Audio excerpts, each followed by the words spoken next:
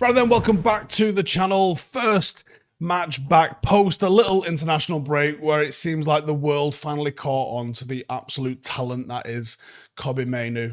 United come into this one on the back of having won 3 and lost 2. If that's not the story of our season, I really don't know what is. Last game that we played was that 4-3 masterpiece. Just enjoyment with Liverpool in the FA Cup. Probably still riding a little bit high on the back of that one, I would imagine. We are 6 points behind Spurs, but we've won 8 of our last 10. So we're actually on track towards making up a little bit of ground. And the news that 5th place is a Champions League qualifying spot, I think is a bit of a boost to everyone at United. So let's make sure we get that one over the line, shall we? Brentford are in terrible form recently. They are 5 points from the drop zone, but since the start of December, they've only won 2 league games and they've picked up only 1 point from a possible 18 in their last 6. And they weren't easy games, though, to be fair to them. They faced Chelsea, they had Liverpool, and the other 4 were all away from home. So you can have some level of sympathy from them. Head-to-head, United won the home fixture 2-1 back in October, but last season they embarrassed us 4-0 at the start of Ten Hag's career, as I'm sure we're all still quite well aware. Last time out, I would say we were quite lucky to take home all 3 points. It was a little bit of magic from Toney in the late show, scoring twice in stoppage time to make sure we actually got the win. And to be honest, the season hasn't really developed into anything more certain and assured than that, has it? There is a chance we see Lisandro Martinez. I'm not putting him in my starting 11. Spoiler alert. I think we will see him off the bench, give him some minutes towards the end of the game, and I think that would be the right thing to do. And I would be tempted to do the same, maybe even give him 45 against Chelsea, because what we don't want is him breaking down again. I would be softly with this one and just ensure that he is good to go. If he's fit to start Liverpool, very happy with that, because I'd like to see us try and replicate what we did last week with them again next week. But that's by the by for now. Lisandro Martinez, chance he's fit, but let's really take our time. And if I see him off the bench, I'll be very happy with that. Luke Shaw is still expected to be out. Harry Maguire pulled out the England squad, so I would imagine that's those two not going to feature in this game. And the game is a little bit later than usual, which is an 8 o'clock kickoff late on a Saturday night. And I don't know, I'm torn. Half of me thinks that it's not a bad time to be watching a game. It's a bit of a piss take for the lads that are actually travelling down and watching this one in the ground. Getting back to Manchester at that time of night, you're looking at lifts and coaches because you're going to struggle to get a train at that sort of time of night. But it is what it is. The authorities do not give a fuck about the people that actually deliver the atmospheres in the ground, do they?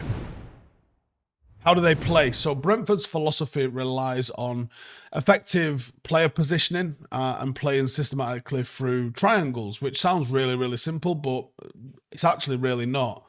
Brentford really sort of relish numerical overloads in key areas, and it's an approach that they try every single game, and they aim to exploit opposition complacency, which Brentford love to capitalise on.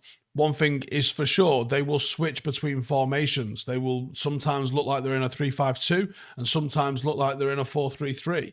And it's a big dominant principle of how Thomas Frank plays. They are 100% going to do what they do best against Manchester United, because that's how it will.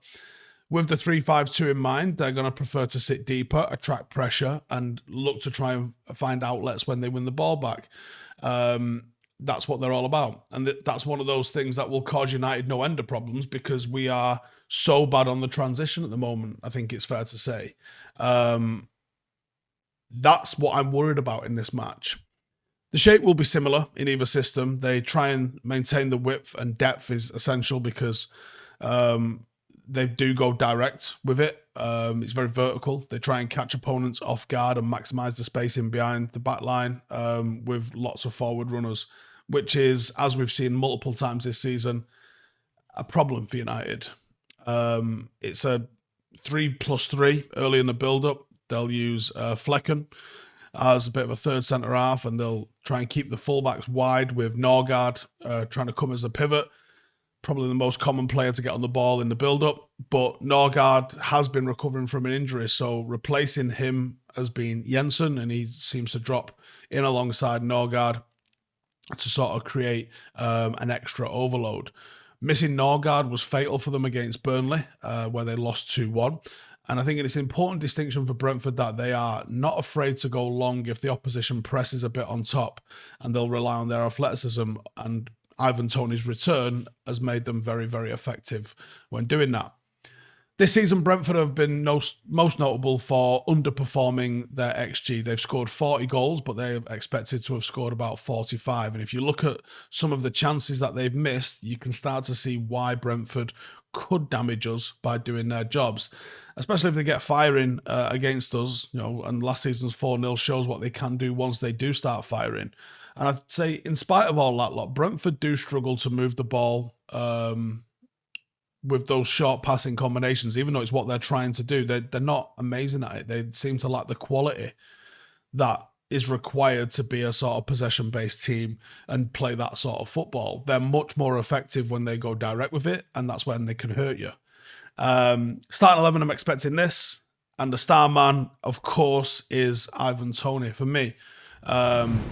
He's firing again, like we all probably knew he would. And in 10 Premier League games back after missing months on action with the ban, he's on 4 goals. And you can see how much Brentford have missed him because he's played all 900 minutes in those 10 games, which is obviously 90 in each. And he's slotted straight back in, almost like a missing puzzle piece for them. And you'll say, well, they haven't won in the last 6. No, they haven't. But they've been unfortunate in that. And they can hurt us. So you got to watch for it. So my United 11 then. I'm going to be real with you.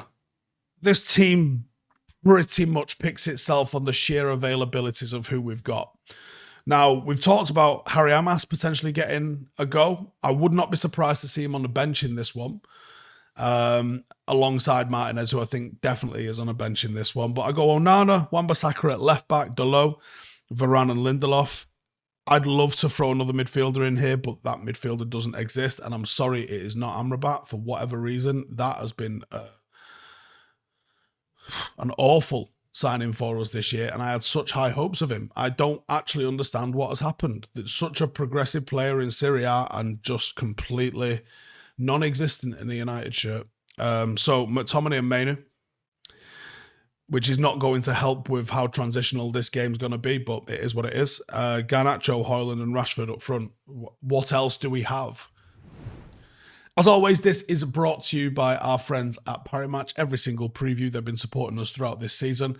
And for the game against Brentford, what I'm going to go with is United to win, both teams to score, and Bruno Fernandes to get an assist. That was 6-1, has been boosted to 15-2. And if you'd like to get involved in that and help support the channel, then all you got to do is click the link in the description. And please remember, prices are subject to change. You've got to be over 18 to participate. And Manchester United and football, very unpredictable at the moment, so a little bit of fun to enhance your enjoyment of the game, and certainly no promise of winning. For help and more information on responsible gaming, please visit begambleaware.org. Now, how do United win this game? Well, one, you got to have some direction in midfield, and that's what worries me because McTominay is seemingly incapable of doing that. If Mount was fit, I'd see us go over with Mount. If Eriksen was fit, I'd like to see us go with Eriksen, but I just think that the pace of how this game's going to go, Mainu and Eriksen could get run over, so I think he'll go with McTominay. But Mount and Eriksen would be far better options if he could do that for us. And we could hold the ball because those two can hold the ball alongside Mainu. Let Mainu be the legs a little bit and see if we can get into him. My worry is he's not going to do that. Second is be focused against Toney. Toney's game is built about physical trickery, battling, and he offers something totally different. Maupay and Wissa are going to be the athletic options, but he's a retro big man, little man sort of game where he's going to be an absolute nightmare to play against, and you're likely to get him coming up against like Lindelof, and even Varane could probably physically bully, so you've got to be absolutely prepared for that. And like I said in my bet, I think it's going to be both teams to score. United do have the quality to get over the line. if you're serious about European competition next year, this is where you go and pick up 3 points. And if you're not, this is where you fall down and you either come away with a point or a loss. But let me know your thoughts in the comments, and go check out our sponsors, Parimatch. Link for those is in the description. And I'll see you in the next one. Laters. Hey, thank you for watching the video. If you are new around these parts, then don't forget to subscribe. My channel is proudly supported by my community on Patreon. If you'd like to get a little bit of extra content, a Discord group, meetups, five-a-side games, weekly podcasts, behind the scenes, and even an occasional bit of transfer news as and when I get it, then for the price of a pint, you can show your appreciation for the content that we make and get some goodies for doing so as well. Check the link in the description or click the button right here. You'll also find all of my socials here too if you want to follow me on any of those platforms. Nice one.